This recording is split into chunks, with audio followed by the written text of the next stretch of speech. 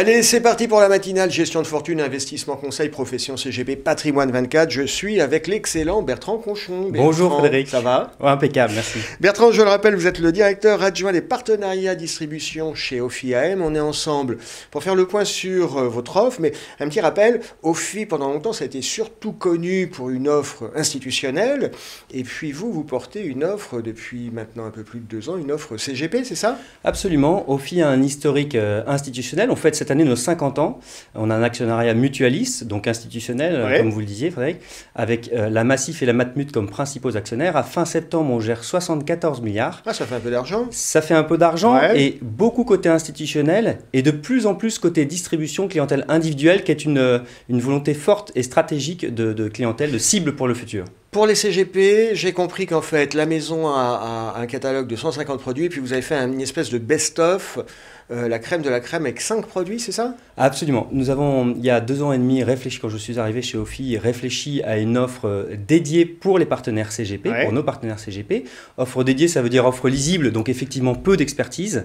Et surtout, vous savez, les CGP n'aiment pas quand on change toutes les 4 matins d'idées et qu'on sort le dernier fond du chapeau. Ça, ils n'aiment pas du tout. Oui, à un moment, c'est bien de tracer le sillon et puis de savoir à quoi s'en tenir, quoi. Exactement. Et donc, il y a 2 ans et demi, quand je suis arrivé, avant l'histoire du Covid et autres, nous avons cessé avec Safon. Nous continuons de parler de ces 5 fonds, de pousser présenter ces 5 les- fonds. les- Absolument. C'est quoi ces cinq expertises? Alors, ces 5 expertises très différenciantes et surtout qui, à notre sens, sont très importantes et bonnes pour Ouais. les investisseurs dans le futur. D'accord. Alors, il y a 3 cœurs ISR, Ouais. un fonds d'impact, économie positive, Ouais. un fonds sur la transition énergétique, le climat, thématique, s'il en est une à retenir, c'est celle-là, stratégique pour le futur, et un fonds d'allocation en ETF ISR, lui aussi labellisé ISR. On en D'accord. reparlera peut-être Ouais. après. Donc ça, c'est vraiment le cœur de notre offre. Et on a 2 satellites. Un fonds d'action américaine très original, Invest US Equity, qui est en délégation de gestion, un fonds, ce qu'on appelle un fonds de mandat, à Ouais. 3 gérants américains, donc c'est géré par des gérants américains, et ça bat le S&P 500, ce qui est très rare en gestion active. Ouais. Et une dernière idée qui est notre plus gros succès, qui est un fonds unique, qui est Ophi Precious Metals. Là, on est Ok. sur les métaux précieux. Métaux précieux. En 3 mots, ça marche? Alors, en Alors- termes de performance, mais aussi en termes de collecte. Alors- Les CGP vous suivent ou pas? Alors, la réponse est oui, ça commence vraiment à bien fonctionner. On a un très bon accueil, on en reparlera peut-être aussi Ouais, ensuite, en mais on trois a un mots, très en bon trois mots, accueil. en 3 mots. Oui, ça collecte. Oui, ça collecte. Ok, c'est ça que je voulais savoir.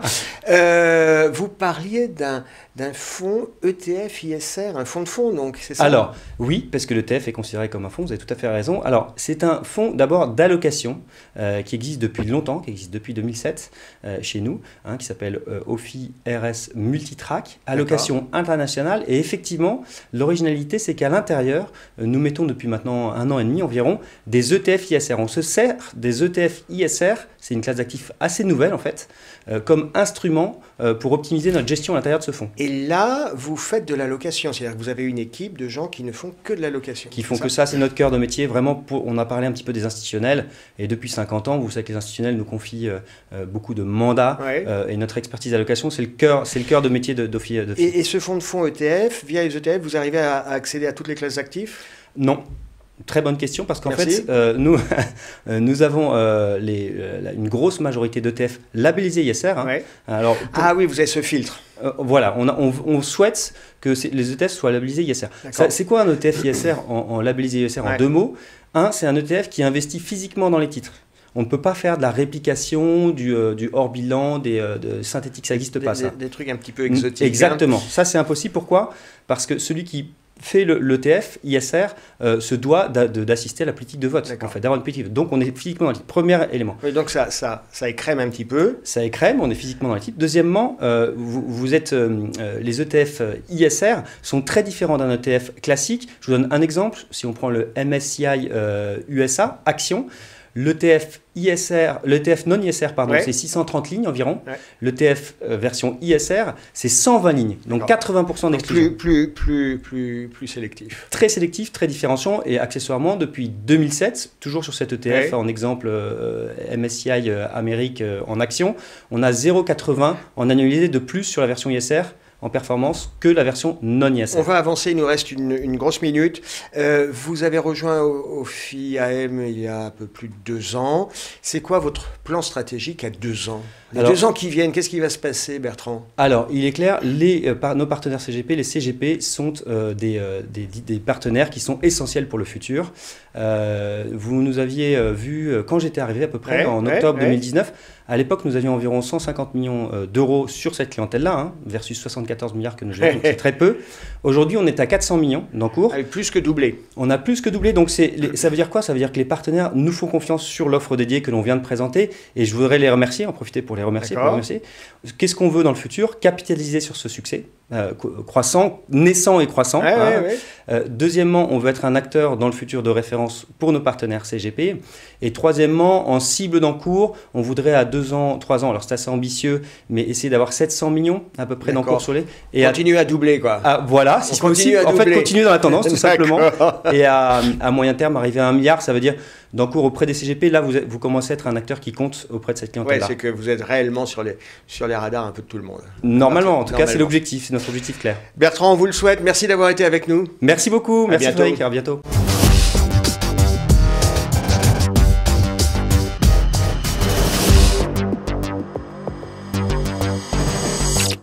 Allez, on continue la matinale. Je suis avec Pascal Perrier. Pascal, bonjour. Bonjour Frédéric. Pascal, vous êtes le directeur des réseaux CGP, courtier et business. J'ai rien oublié, c'est bien ça? C'est bien ça, oui. Chez Cardif. On est ensemble pour faire le point sur votre baromètre. Vous avez publié il y a 2 semaines le 15e baromètre des CGP. C'est un rendez-vous depuis plusieurs années. C'est quoi les grands enseignements? Alors d'abord, c'est juste revenir un petit peu sur l'histoire de ce baromètre. C'est incontournable. Ça fait maintenant 15 ans. Et 15 ans qu'on sonde tous les ans la profession. On regarde comment il se porte. Donc ça permet de voir les évolutions. Ça permet vraiment de voir les évolutions dans le temps. Et ceci étant dit, maintenant on peut dire que cette année, donc le 15e, c'est vraiment un excellent cru. Et c'est le meilleur cru. C'est-à-dire qu'on est sur des niveaux de satisfaction, d'optimisme pour l'avenir, jamais vu. Je vais vous donner quelques chiffres. Et c'est vrai que la semaine dernière, il y avait le salon patrimonial, il y avait plein de monde et on voyait que les gens étaient enthousiastes. Alors on peut vraiment relier, ça c'est intéressant ce que vous dites, parce qu'on peut vraiment relier ce qu'on a vu à Patrimonia, une énergie, un dynamisme, une envie, avec les résultats du baromètre. Parce que là, si on regarde, on a posé... Alors les enseignements, c'est confiance, la profession... C'est confiance dans ce qui se passe aujourd'hui. C'est-à-dire comment va la profession aujourd'hui. À 95%, ils nous répondent la profession va bien, et 20% de ces 95% disent elle va même très bien aujourd'hui. Que ça soit la vision de la profession ou la vision à titre individuel, finalement. Ça, c'est bien parce qu'il y a toute une période de resserrement réglementaire où on était matraqué de nouveaux textes chaque année et ça crée une petite pesanteur. Quand même. Alors, il y a eu des pesanteurs et puis il y a eu l'an dernier. Je vous rappelle qu'on a fait un baromètre l'an dernier et très sincèrement, il n'était pas catastrophique, mais on sentait bien qu'on était un petit peu sur la retenue et qu'on se demandait comment ça allait se passer à l'avenir. Et là, on voit vraiment ce gap d'optimisme vraiment qui est incroyable, quoi. Donc la profession... Confiance dans l'avenir, confiance dans les marchés. Est-ce que vous interrogez les CGP aussi justement sur l'environnement de marché ou pas? Alors, on les interroge sur l'environnement de marché, mais c'est trop spécifique pour faire une tendance longue. Okay. Sur l'avenir, là on a parlé du présent. En fait, sur l'avenir, là aussi on est au plus haut historique depuis 15 ans. 87% d'entre eux voient énormément de positifs pour l'avenir de la profession. Donc ça aussi, c'est historique. Donc voilà, donc on a un baromètre qui est un énorme cru. Deuxième point, le digital. Alors j'ai un peu envie de dire, mais le digital, c'est vrai chez tout le monde. Tout le monde passe au digital, au numérique, non ? Alors, tout le monde passe au digital et au numérique, mais ce qui est intéressant, là, quand on a vraiment dans le sondage, c'est qu'on sent que quelque chose a cranté et que la profession, elle a vraiment... c'est un mot américain, la profession a twisté structurellement et à plusieurs égards. C'est-à-dire que la digitalisation, c'est pas que le transactionnel, c'est pas que les opérations. Ça, tout le monde s'y met, tout le monde s'y est mis, c'est une vraie nécessité. Même les clients, quand on sonde les clients, à plus de 65% maintenant, les clients vous disent, nous aussi, on va faire du digital, même la clientèle un peu plus âgée. Donc, il y a ce sujet-là. Mais pour moi, ce que je trouve qui a vraiment changé structurellement, c'est dans la communication digitale. Moi, je vais vous donner un exemple. J'ai même un CGP qui m'a dit, tu sais, pour la première fois, je n'y aurais jamais cru, on peut faire des rendez-vous clients même de prospection, c'est-à-dire même sur en première intention, à travers un Zoom ou un Teams, Et ça, c'est quelque chose qui était même complètement impensable il y a encore 2 ans. Quoi. Donc on a vraiment... Les mentalités ont évolué. Les mentalités ont évolué, on a vraiment changé de paradigme, on a cranté quelque chose. Et puis on le voit, nous aussi, assureurs, fournisseurs, dans les relations avec les CGP, on peut démultiplier beaucoup plus facilement, si vous voulez, en termes de communication, les messages, les formations. Alors qu'avant, quand on faisait une formation, il fallait aller sur site, il fallait les faire venir, physique. Et tout ça, maintenant, on peut démultiplier les messages. Et on a en fait, la digitalisation de la communication facilite grandement les choses et permet d'avoir un parcours beaucoup plus fluide. Et puis le troisième enseignement, c'est le responsable, c'est-à-dire que c'est l'ISR, l'investissement socialement responsable. Oui, alors ça aussi, on pourrait se dire, c'est la tarte à la crème. Ouais, faut m'enlever les mots de la bouche. C'est un peu, mais ça l'est pas. C'est beaucoup plus, là aussi, beaucoup plus profond que ça. Et c'est l'intérêt du baromètre finalement de suivre un petit peu l'évolution d'une année sur l'autre. On a commencé à sonder sur l'ISR il y a à peu près 3 ans. Et j'ai les chiffres de 2019 sont assez intéressants parce que les CGP, quand on leur parlait d'ISR, ils étaient seulement 35% à dire c'est intéressant, oui, on va regarder. Les clients étaient déjà, eux, à presque 50%. Donc il y avait un espèce de gap entre les attentes des particuliers et la vision des particuliers sur le sujet, et puis finalement ce que les CGP pensaient.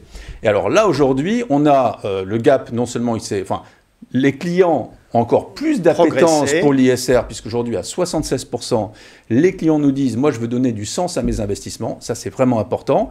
62% d'entre eux disent « pour moi, c'est vraiment important qu'il y ait une dimension ISR ». Et on voit que le gap s'est réduit, parce qu'aujourd'hui, les CGP... il y a un phénomène de rattrapage. De rattrapage, mais de conviction. C'est-à-dire que pour moi, la vraie différence, si vous voulez, là aussi, un élément structurant, c'est qu'il y a 2 ans, ils n'y croyaient pas. Ouais, voilà, c'est un peu comme ça. Aujourd'hui, on sent qu'eux-mêmes sont convaincus et qu'ils viennent nous demander de l'aide, aidez-nous à construire des gammes, aidez-nous à...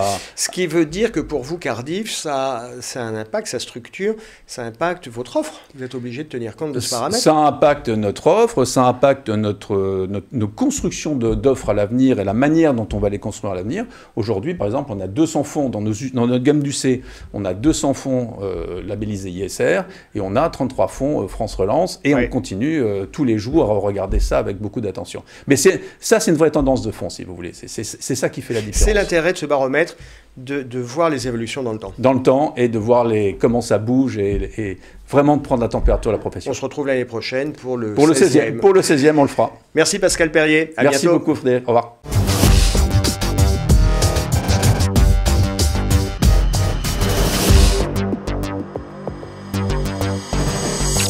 Allez, on continue la matinale. Je suis maintenant avec Sassane Golchani. Sassane, bonjour. Bonjour Frédéric. Sassane, vous êtes le directeur du développement de Pécan. On va revenir sur ce que c'est que Pécan. C'est une jeune maison.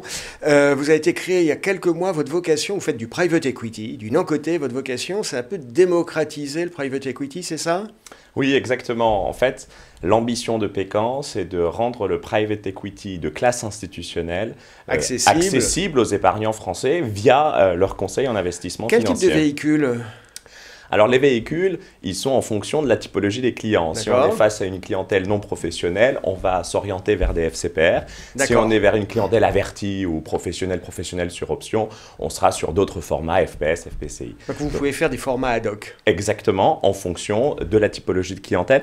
Un point important, Pécan, du fait de son agrément de société de gestion, est à même de parler à l'ensemble de ces typologies de clients, du non professionnel au client professionnel. Et donc là, vous souhaitez travailler avec les CGP. Oui, parce que les CGP nous font remonter leur désir de non-coté. Moi, au cours de ces 3 dernières années, j'ai ressenti le besoin d'aller vers des solutions de gestion un peu plus alternatives pour aller chercher cette prime de risque dans un univers de taux bas qui est le nôtre. Et je pense que le non-coté est la prochaine frontière, Frédéric, et on va se charger de les emmener. Des gérants qui proposent du non-coté, il y en a déjà un petit peu sur la place de Paris.